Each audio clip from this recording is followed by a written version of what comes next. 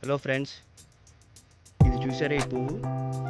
ఇది మామూలు కమలం కాదు, దీన్ని పద్మ కమలం అంటారు.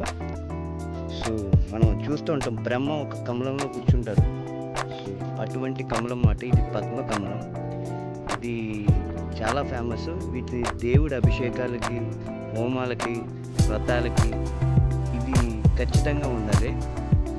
ఇవైతే సాధారణంగా స్పెషల్గా పెంచుతారు వీటిని. చూసారా, ఇదంతా పద్మ కమలాలో ఉన్నాయి. ఇవన్నీ స్పెషల్గా పెంచుతారు వీటిని. సో ఇది దేవుడి కోసమే ఉపయోగిస్తారు.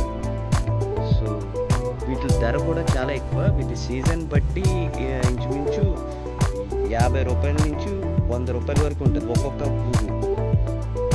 సో చాలా ఇంపార్టెంట్. ఇది చాలా కష్టపడి పెంచుతారు. ఎప్పుడైనా దేవుడికి ఏదైనా అభిషేకాలు కానీ, రథాలు కానీ, హోమాలు కానీ చేయాలంటే ఇవి తప్పనిసరిగా ఉండాలి. ఈ వీడియో మీకు నచ్చినట్టయితే లైక్ చేయండి, షేర్ చేయండి, సబ్స్క్రైబ్ చేసుకోండి. Thank you.